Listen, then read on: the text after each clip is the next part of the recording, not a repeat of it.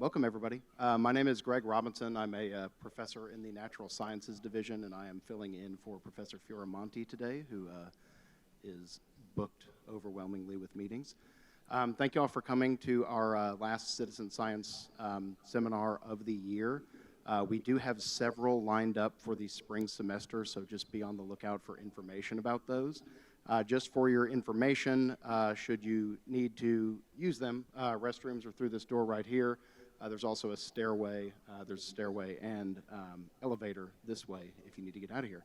So before we get started with Professor Edwards, I'm going to introduce Michelle Council, who is with our partners at St. Andrews Baywatch, and just let her say a couple of words.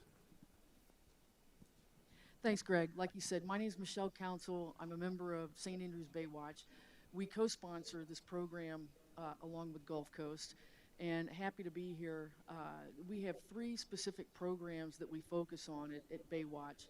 The first is living shorelines, where we'll go into areas and improve erosion protection by planting salt marsh grasses, reclaimed oyster shells and wood, other biologic material to improve erosion protection.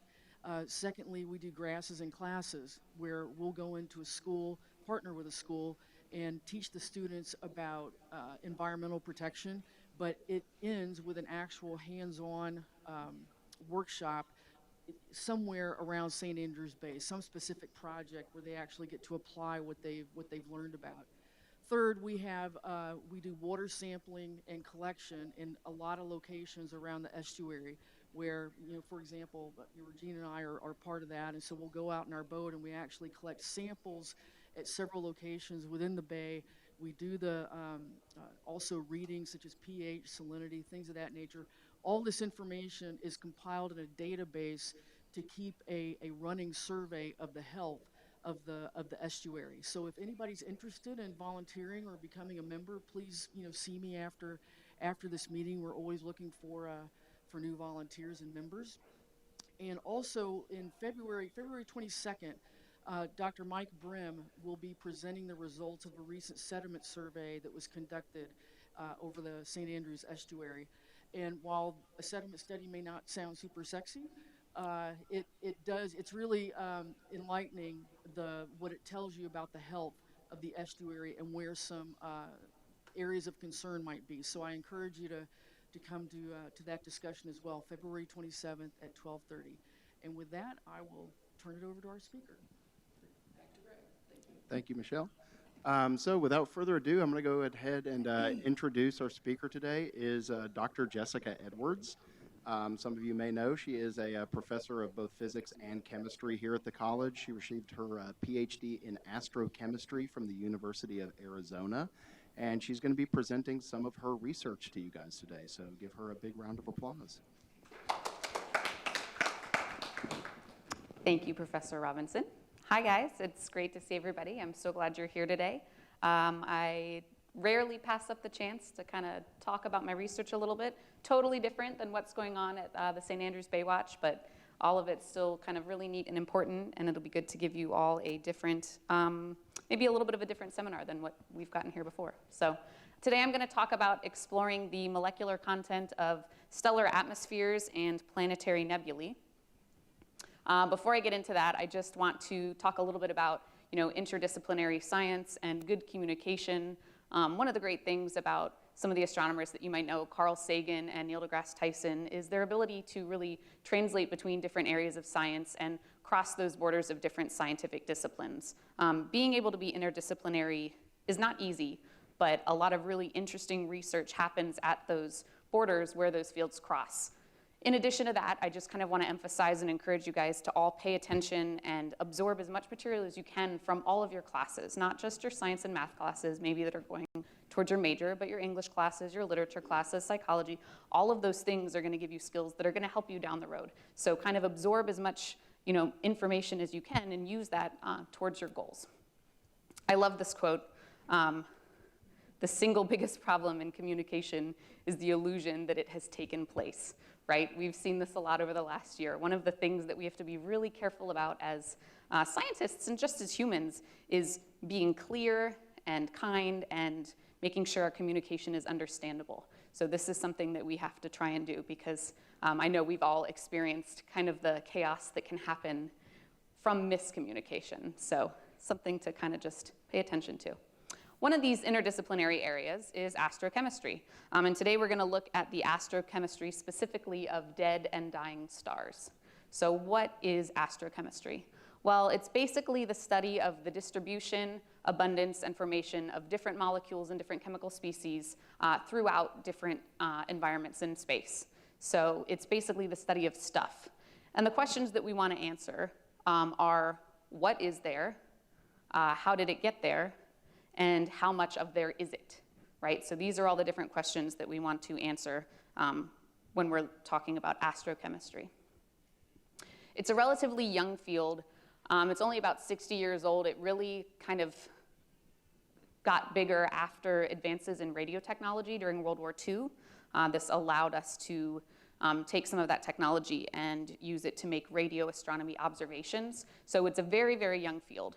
One of the big things is that space is a harsh environment, right? You all know when you go outside, you need to put on sunscreen because you need to protect your skin from harmful ultraviolet radiation. That's high energy radiation that can cause damage. When you go get an X-ray, a lot of times you get a lead vest placed over you. Same thing, high energy radiation, it can damage molecules, it can damage cells. So in space, here on Earth, we're protected, right? The Earth's got a great atmosphere, it's got a magnetosphere, and it protects us from a lot of that harmful radiation. But out in space, there's no protection from that. So for a really, really, really long time, all of the matter in space was thought to be atomic, meaning just single atoms floating around by themselves. It wasn't thought to be molecular at all because all of that high energy radiation would break apart those bonds.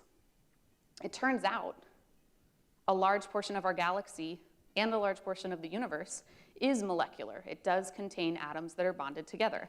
So this overlay is a distribution of what are called molecular clouds in the Milky Way galaxy. And we trace these by tuning a telescope to 115 gigahertz, which measures a transition of the carbon monoxide molecule. So what you're looking at is the map of carbon monoxide molecules in the galaxy, and you can see there's a lot. There are different environments on Earth, right? You have estuaries, you have mountains, you have under ocean environments. There's different environments in space too. And all of these different environments have different chemical and physical processes occurring. So this laser is not gonna do it. It's too bright. Up here in these dense clouds, you can see what you're looking at is you see this big dark blob in the middle that's got a whole lot of dust and molecules that are blocking out the radiation from behind it, just like clouds block out the light from the sun, right? So you're looking out this dense molecular cloud, and in those clouds, there are long, large molecules. They collapse and they form stars. So when those clouds have enough gravitational mass to collapse, they can form stars, and those stars then start radiating, and there's a whole lot of other things that happen. You've got protoplanetary disks, and protoplanetary disks, this is while planets are forming, proto being before. So while these planets are forming, you've got things like comets and meteorites, and maybe you know and maybe you don't, but most of the water on Earth came from water from icy meteorites falling on Earth during the late heavy bombardment. Eventually, these stars evolve and die, and they turn into evolved stars and planetary nebulae. Now, these planetary nebulae, it's a misnomer. They don't have anything to do with planets, right? When they were first observed, they thought, oh, that looks like where planets are forming. And astronomers are a very strange group of people, so we've never updated this name, right? We've kept this planetary nebula. That's actually the end of a star's life, and it's got nothing to do with planets, but that's the name, and that's what we're going with. And eventually, this material goes out into diffuse clouds. So basically, there's a cycle of matter in space, right? Material is cycled through these different environments. We're going to look at dead and dying stars today. So if you've taken a chemistry class, maybe you remember that this is your periodic table of elements. It's got a ton on there. You've got all sorts of nonmetals. In this corner up here, right, you guys are made mostly of nonmetals, and then all of these other ones are metals. But if you look at the astronomer's periodic table, this is what it looks like. This is the beginning of the universe.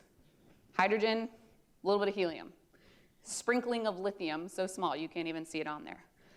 After all of these stars have gone through their nucleosynthetic processes and made heavier elements, here's what it looks like today. Not a whole lot different, right? A little bit different, not a whole lot different. Still mostly hydrogen and helium. And then you've got magnesium, iron, some nonmetals. All of the other elements are on here too. They're just too small to even show up as a dot. So you've got that chemical periodic table, which has a ton of different elements. And then this is what we've got as far as numeric distribution in the universe. There's two basic kinds of stars. You've got large stars. Those are stars that are greater than 10 times the mass of the sun. And those stars die in a different way than less massive stars. Less massive stars go into that planetary nebula stage that I was talking about. And both of those stars matter for different reasons when it comes to talking about the cycle of matter in the universe. Large stars make all of the heavy elements. Anything on the periodic table bigger than iron had to be made in a supernova. Most of the stuff bigger than oxygen and magnesium had to be made in the core of a large star. So large stars are important. Small stars, though, there's a lot more of. So if we're talking about the overall mass content, small stars are super extra important as well. How do large stars die? We're going to look at both of them. Giant, violent, super crazy, cool explosions called supernova, right? That's one of those kind of flash words you use when you want to get people interested in astronomy. You say supernova and black hole, and they're like, ooh, ah. Large stars die as supernova. And the shock waves of those explosions are so intense that everything above iron is made in those shock waves of those supernova explosions. Everything on that periodic table, heavier than iron, isn't made in the star. It's made in the shock wave of the exploding star. So here is some cool supernova. This is a supernova that happened in the Cigar Galaxy. This is the Cigar Galaxy before the supernova, and this is the supernova. It's brighter than the entire galaxy. So you can see that supernova are these really bright, violent events, and of course everybody was rushing. This happened in 2014, and all the astronomers were rushing to point their telescopes at it to observe it, because we don't get to see them very often. This is Eta Carinae, and I believe that was a supernova that happened 170 years ago, way before we had kind of the instruments to see what was happening. A couple more supernovae. This is the Crab Nebula. That's a remnant of a supernova that was recorded by Chinese astronomers in the year 1054. So almost 1,000 years ago, Chinese astronomers recorded observations of this supernova. How do large stars die? Well, we're not going to totally talk about the supernova, but we'll talk about what happens right before. Shortly before a large star turns into a supernova, it becomes very fluffy. A lot of the nucleosynthetic reactions occurring in the core get very strong, and that radiation pushes out on the atmosphere of the star, so it puffs up. There's the sun, there's Earth for scale. Here's a giant star. This is the sun. This is the giant star VY Canis Majoris. It's one of the stars I looked at. And it's 20 times as massive as the sun. Only 20, but its diameter is 2,000 times bigger than the sun. It's very fluffy. These are very much less dense objects compared to stars like our sun. So they look insanely huge. They're ginormous. But again, that's only 20 times more massive, but it's very, very fluffy. Small stars die in a different way. Small stars die much more gracefully. They don't have this violent death that occurs. They slowly, over time, lose their atmosphere. And maybe you can see here in this planetary nebula, you've got kind of circular shells. The reactions in the core of the star start pulsing. And this is all a balance between gravitational contraction and radiation pressure or energy from those reactions. And so they have this kind of pulsing period. It's called the thermally pulsing asymptotic giant branch stage. And so you can see all of these pulses. And that's the star, and each time one of those pulses occur, it fluffs out and blows out more and more of its atmosphere. Why do we care about evolved stars? Why don't we care about everything else? Well, these are the things that are producing new elements and that are putting a lot of matter back into the interstellar medium. So when you add up the material from thermally pulsing asymptotic giant branch stars, red giant branch stars, and red and yellow supergiant stars, you've got something like 85% of the material that gets cycled back into the galaxy comes from those things. So we're going to look at evolved stars, we're going to look at some asymptotic giant branch stars, and we're going to look at some planetary nebulae. How do we study these objects? Well, really big telescopes is the short answer to that. The bigger the molecule, the longer the wavelength of light you have to look at. So we need some large telescopes to be able to look at these long wavelengths of light. This is the submillimeter telescope on top of Mount Graham in Arizona. This dish is 10 meters. When you want to move the telescope, the entire building rotates, right? So if you're staying in one of the rooms as an operator, the whole building goes like this. And sometimes it goes like back and forth when you're going on the star, off the star, on the star. So the entire building rotates. It's pretty neat and also a little bit disorienting when you're trying to, make a meal in the kitchen. Not to mention it's at 10,000 feet, so there's a lot less oxygen up there. So it's a trip when you go to observe up there. That's the same telescope, again, 10,000 feet, so even though it's in Arizona, lots of snow on the ground in the winter. This is the 12-meter Arizona radio telescope on Kitt Peak. So this dish is a little bit larger. It's a 12-meter diameter instead of a 10-meter diameter. There you can see one of my friends from grad school standing next to the dish of that telescope. So these are large telescopes. They get even bigger. Here's the Green Bank telescope, 100 meters. These are the little humans down here. And that's your 100-meter radio telescope. You can't have cell phones, microwaves, or wireless internet anywhere in the vicinity of this telescope because it's so sensitive. So the people that live there, it's kind of like going back in time because everything's hardwired. You have to have a hardline internet, hardline telephone. You can't use digital cameras. You can't have cell phones, or it'll mess up the signal that the telescope's trying to detect. There's even bigger ones. Sadly, the now defunct Arecibo Radio Observatory, I believe, if I remember correctly, that diameter is 300 meters. So it's 3 times the size of this Green Bank telescope here. It's in the ground. What we do to study these molecules is we tune the radio telescope to a specific frequency.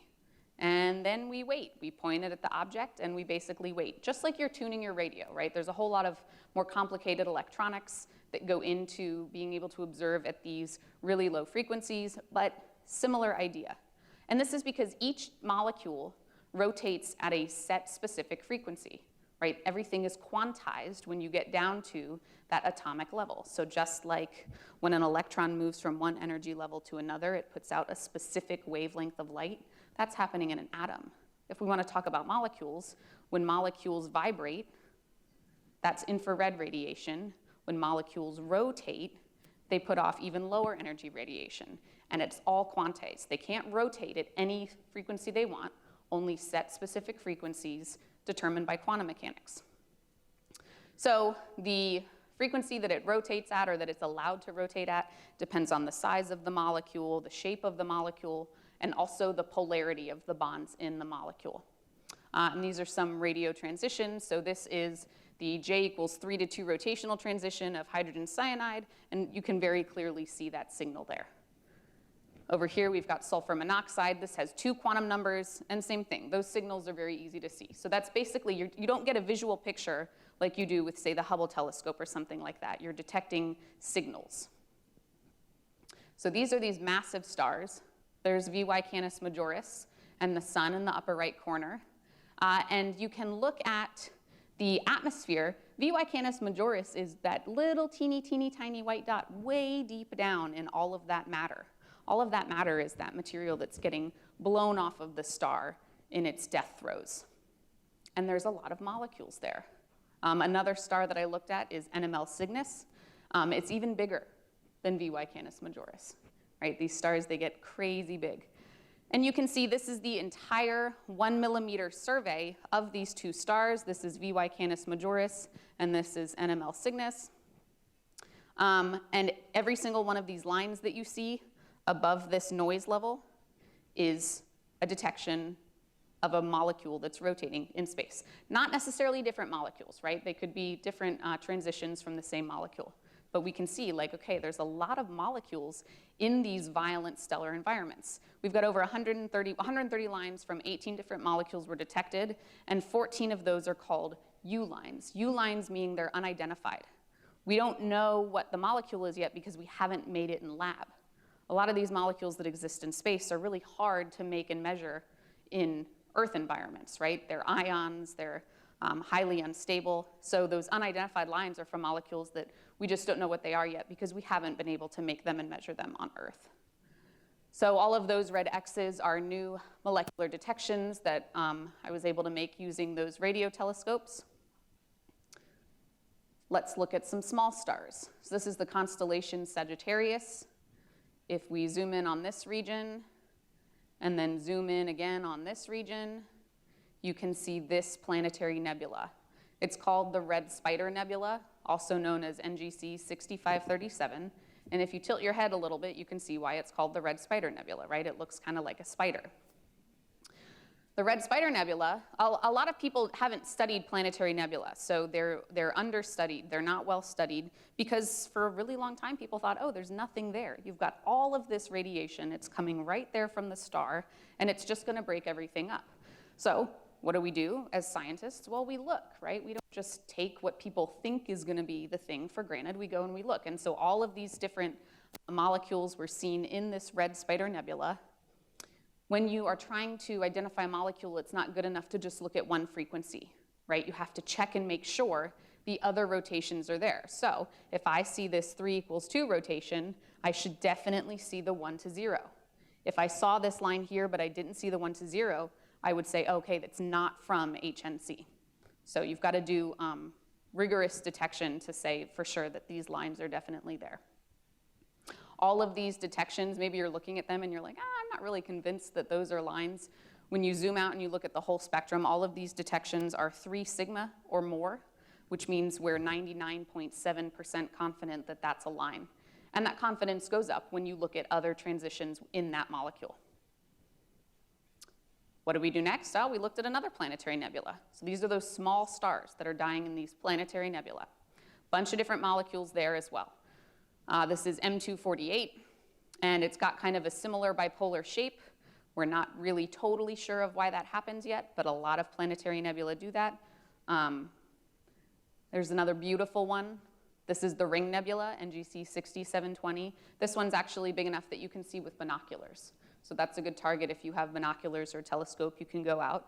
And those red, green, and orange colors are atomic emission in the visible spectrum. I don't know if you guys can see it from where you're at, but these dark red rings around it are molecular emission from infrared radiation, and I believe they were detected using the Spitzer Space Telescope. So even in this old planetary nebula that's been around for maybe 10,000 years, you've got a whole bunch of different molecules, and you can see some of these shapes vary. So you've got kind of, if you look at that J = 2 to 1 for the carbon monoxide, you get this kind of U shape, whereas down here with this ion, in the lower energies, it's everywhere, as opposed to just being on the sides of the ring. Overall, I saw these molecules in planetary nebula. All of these sulfur-containing molecules, it was the first time detection of sulfur and silicon-containing molecules in a planetary nebula. They'd been seen previously before in those dying stars, in those asymptotic giant branch stars, but this is the first time they were seen in a planetary nebula.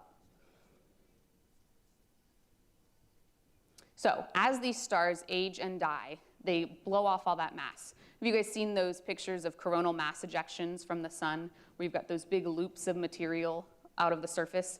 Think about that times 100, right? When these stars start dying, they're sloughing off entire layers of their atmosphere with each pulse. So all that mass loss creates enough matter and dust in the environment for molecules to be able to exist despite that harsh radiation. So over 75 molecules have been seen in circumstellar envelopes. That material flows outward and eventually becomes a planetary nebula if it's a low mass star. We care about these low mass stars because over 97% of them will go through the planetary nebula stage. Our sun will die as a planetary nebula and eventually a white dwarf. You've got another 5 billion or years or so you don't have to worry about that right now.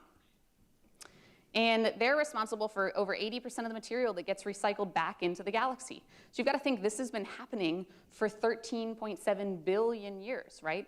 All of the stuff that you guys are made from had to be made in a star and cycled back into the interstellar medium and into a molecular cloud, which then collapsed to form the star and the material that you're made of, the sun and the material that you're made of. The planetary nebula that we look at, they provide a snapshot of all of that content that has been processed through those nuclear reactions. And they match very well with what you see as far as content in the asymptotic giant branch star before it. So if we look at a bunch of asymptotic giant branch stars and then we look at a bunch of planetary nebula, the carbon-rich stars match the content in the carbon-rich nebula, and the oxygen-rich stars match the content in the oxygen-rich nebula. But again, until a few years ago, very few were studied in detail. So why do we care? Well, all of these small molecules eventually get recycled into these dense molecular clouds. You see these dark lanes of molecular clouds. They're so dark that light from behind them doesn't get through. There's enough material there, just like a cloud in the sky. So those dense molecular clouds now have a bunch of small molecules to start with. And because they're denser than other environments, they start running into each other, and bigger molecules can be built. Here are some of the molecules that we can see in Sagittarius, pretty sure Sagittarius B star and various other molecular clouds near the center of the galaxy, right? After 10 years of observing, over 15,000 lines have been detected. There's a lot of molecules in molecular clouds. And you can see here, a lot of them are much bigger than the ones that we saw in those planetary nebula. There's also a lot of unidentified lines. All of those are U lines. Some of those molecules that have formed are complex organic molecules. You've got carboxylic acids, aldehydes, ketones. An amino acid has been observed in a molecular cloud, and sugars and ethers as well. So you've got all these small organic molecules that have been formed in these dense molecular clouds, and they are going to maybe influence or seed kind of the complex organic chemistry that we see today, right? There's a lot of chemical biases in biochemical processes. If you're in organic chemistry, maybe you've started talking about right-handed and left-handed molecules. Maybe those biases come from the biases that we see in interstellar environments. So, brief history of astrochemistry. 45 years ago. There's no way there's molecules in space. There's way too much radiation. That ain't gonna happen. All right, well, we looked, and molecules make up over 1/3 of the inner Milky Way. Next, 30 years ago. There's no molecules around stars. There's so much ultraviolet radiation, it would blast everything apart. Well, guess what? We looked, and just so you know, 70 molecules have been discovered in the circumstellar envelopes of asymptotic giant branch stars. All right, so all the scientists that have been studying it for years are like, oh, well. 5 years ago, there's no way there's stars or molecules in planetary nebula. There's so much ultraviolet radiation, that doesn't make any sense. Hey, guess what? We looked, and they're there too. Next, you're going to tell me that there's molecules in between all this stuff. And there is. We've seen molecules in the diffuse interstellar medium as well. So this idea that the universe is atomic in nature, no way. It's very molecular in nature. Molecules are everywhere. The molecules in these dead stars get recycled into those molecular clouds that eventually become new stars. The survival of simple molecules contributes to the ability to build up more complex molecules, and those can be delivered to planets via comets, dust, asteroids, and very likely influence the chemical biases that we see in biological systems. All of these things are at the intersections of astronomy, physics, chemistry, and biology, right? All of the stuff that's starting to happen in astrochemistry and astrobiology, it's very interdisciplinary. So don't be afraid to branch out and take new classes and explore new things. I'm going to leave you with Twinkle, Twinkle, Little Star, and thank you for coming.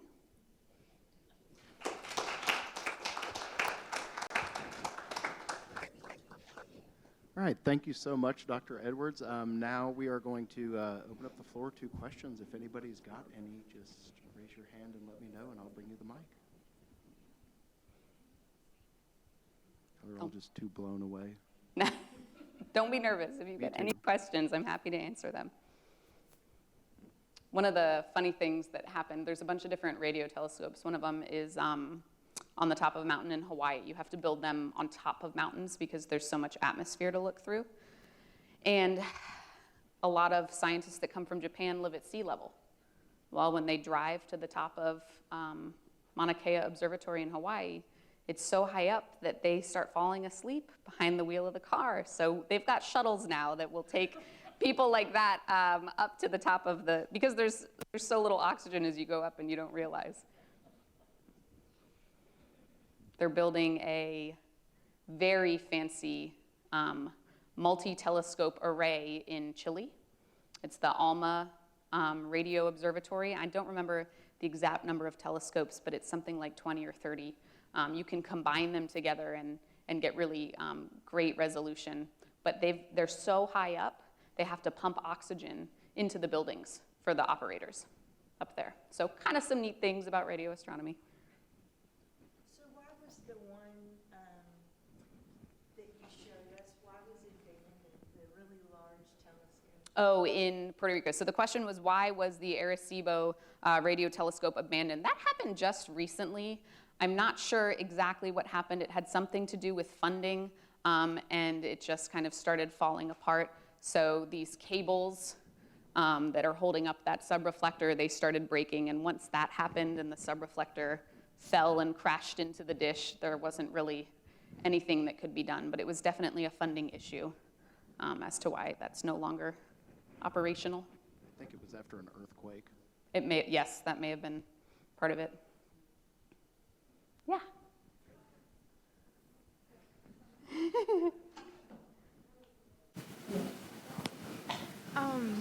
So you said that one of the planetary nebulae, I think that was what it was, you can see with binoculars, Yeah. or like just a normal telescope. Would you be able to see that from like our sea level and with all of the light pollution? Yes, you will still be able to, you won't be able to detect radio emission, but visible emission, definitely. You'll still be able to see the ring nebula even from here. You can just grab a pair of binoculars, and if you know where to look, you can find it. Yep.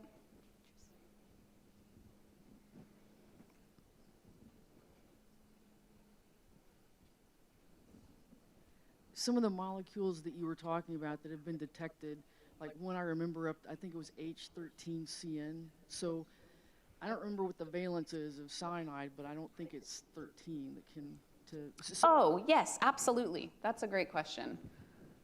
So my point was those are compounds that we wouldn't see here on Earth, so they're different.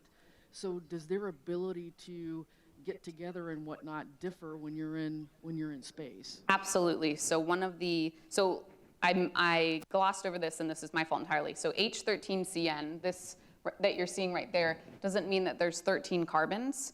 That's the carbon-13 isotope.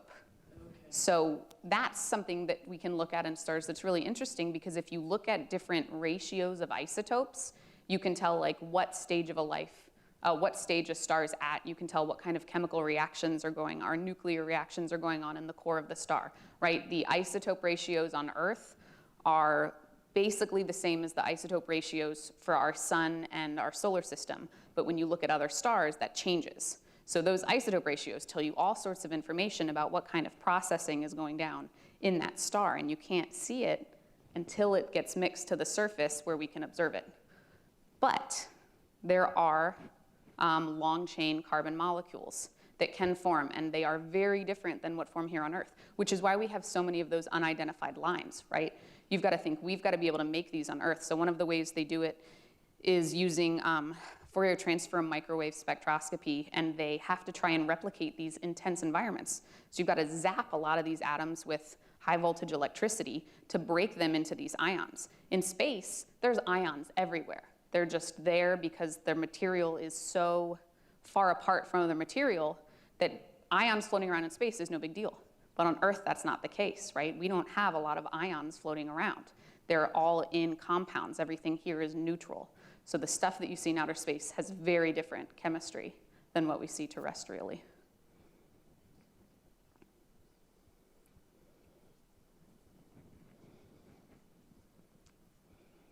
Any other questions from anybody? Okay, well, thank you so much, Dr. Edwards, and thank you all for coming out and joining us today. Again, this is our last citizen science seminar for the year, but we will have several ready to go in the spring semester, so keep an eye out for those. And I would just like to thank Commodore Productions and for our facility staff and everybody for getting everything set up in here, and I hope to see you guys in the next semester.